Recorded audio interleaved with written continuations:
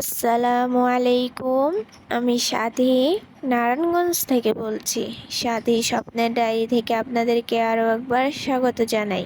কাছে এবং দূরে যেখান থেকে আমার আজকের ভিডিওটি দেখছেন, আশা করি আল্লাহর রহমতে সবাই সুস্থ এবং ভালো আছেন। আলহামদুলিল্লাহ, আমরাও ভালো আছি। প্রতিদিনের মতো আরেকটি ভিডিও নিয়ে আসলাম। আশা রাখছি সবার কাছে ভালো লাগবে। তো যেহেতু প্রতিদিনই সকাল থেকে ভিডিওটি শুরু করি, তো আজকেও ভিডিওটি সকাল থেকেই শুরু করেছি। তো দেখা যায় কি, আমার সকাল থেকে ভিডিও না করলে ভালো লাগে না, যেহেতু আমার সকাল থেকে দুপুর পর্যন্তই বেশিরভাগ কাজগুলো থাকে সংসারে। তো আমি এই কারণে সকাল থেকেই ভিডিওটা শুরু করি। আর এই যে আজকে সকালে খুব সিম্পল নাস্তা। তো নাস্তাটা করে এখন চলে এসেছি আমার রুমের চাদরটা আর কি চেঞ্জ করব। তো যেহেতু দেখা যায় কয়দিন পর পরেই আমি বিছনার চাদর পরিষ্কার করি, কারণ আমার কাছে ভালো লাগে না একটা বিছনার চাদর এক সপ্তাহ বিছানা থাকলে তারপর আমি উঠিয়ে নিই। কারণ বেশি ময়লা হলে আবার দেখা যায় পরিষ্কার করতে গেলে ময়লাগুলো উঠতে চায় না। আর যেহেতু বাচ্চা আছে, দেখা যায় খাবার টাবার নিয়ে বিছানার উপর উঠে যায়। তো দেখা যায় এই কারণে একটু ঝামেলা হয়, তার জন্য আমি এক সপ্তাহ পর পরে এই বিছানার চাদরগুলো পাল্টিয়ে নিই।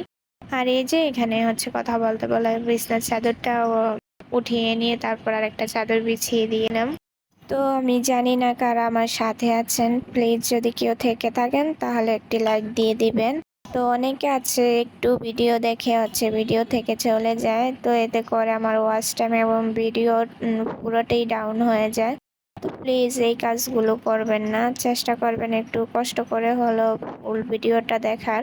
আর আমি আজকে কয়েকদিন ধরে আসলে ভিডিও করার মোডে নেই, কারণ আমার ভিডিওর কোয়ালিটিও তেমন একটা ভালো আসতেছে না, আমি বুঝতে পারতেছি। কিন্তু যেহেতু মন মানসিকতা এখন ভালো নেই, অনেকটাই সমস্যার মধ্যে দিন পার করতেছি, তো এই কারণে আর দেখা যায় ভিডিও করতে মন চায় না।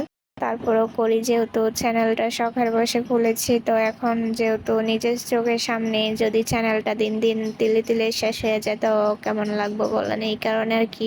তো যাই হোক, সবাই একটু কষ্ট করে দেখার অনুরোধ রইল। আর যারা আজকে নতুন আমার চ্যানেলে ভিজিট করেছেন, যদি আমার ভিডিওর কোনো অংশ আপনাদের কাছে একটু হলেও ভালো লেগে যায়, তাহলে সাবস্ক্রাইব করে পাশেই থাকতে পারেন। তো যাই হোক, সবাই একটু পাশে থাকবেন, সাপোর্ট করবেন, এতটুকুই। কারণ এখন যে পরিমাণে ভিডিওর ওয়াচ টাইম যেরকম মোটামুটি ভিউ হচ্ছে, কিন্তু ওয়াচ টাইম একবারেই জিরো। তো এরকম দেখলে আসলে মনটা এমনিতেই আরো খারাপ হয়ে যায়, আর কি বলবো।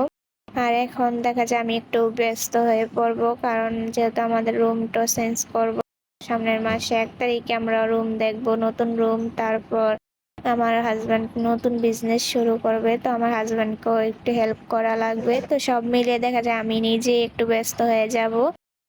আর দেখা যায় এই জন্য চিন্তা ভাবনা করেছি হয়তো 1 সপ্তাহ পর পর ভিডিও দিব। তো কবে থেকে দিব সেটা পরে কোনো একটা ভিডিওতে বলে দিব, কিন্তু এখন আপাতত যেহেতু অবসর রয়েছি, তো এই কারণে হয়তো দিতে পারি। তো যখন বিজি হয়ে যাব তখন 1 সপ্তাহ পর পর একটা ভিডিও দিব। যাই হোক, অনেক কথা বললাম। তো এই যে এখানে ফ্রিজটা পরিষ্কার করে নিব, আজকে একটু ময়লা হয়েছিল। তো অনেকদিন করব করব বলে আর কি দেখা যায় পরিষ্কার করা হয় না। তো ভাবলাম আজকে করে ফেলি। তো এই যে ফ্রিজটা পরিষ্কার করে নিচ্ছি। আর আমি কিন্তু এখন খুব ছোট ভিডিও দেওয়ার চেষ্টা করতেছি, কারণ আমার লং এই ছোট ভিডিও দেখার এই মানুষ নেই, লং ভিডিও দেখবে কে এত বড়। তো যাই হোক, এখানে আমার হাজব্যান্ডের কিছু জামা কাপড় আছে, তো ওইগুলো আমি ভিজিয়ে রাখবো। তো গোসলের সময় আর কি পরিষ্কার করব। তো এই জামা কাপড় পরিষ্কার করার কারণে কিন্তু আমার হাজব্যান্ডের কাছ থেকে দেখা যায় আমি প্রতি মাসে 1,000 টাকা করে নেই। তো এটা বলতে পারেন হাত খরচ, তো ওটার জন্যই নেওয়া হয়। তো মূলত আমার হাজব্যান্ড বলে যে জামা কাপড় ধোয়ার কারণে দেয়। তো যাই হোক, দেয় তো 1,000 টাকা করে, ওটাই অনেক। আর আমার যেহেতু ওয়াশিং মেশিন নেই, তো এই কারণে দেখা যায় আমার সব সময় আমার হাজব্যান্ডের জামা কাপড়গুলো আমারই পরিষ্কার করতে হয়। তো আমি একবার কিনতে চেয়েছিলাম, আমি টাকা জমিয়েও ছিলাম, কিন্তু পরবর্তীতে দেখা যায় আর কেনা হয় নাই। যেহেতু ভাড়া বাসায় তেমন লাইন থাকে না, ওয়াশিং মেশিনে করতে হয়, অনেক ঝামেলা আছে এই কারণে। তো যাই হোক, আজকে এখানেই বিদায় নিচ্ছি। আল্লাহ হাফেজ।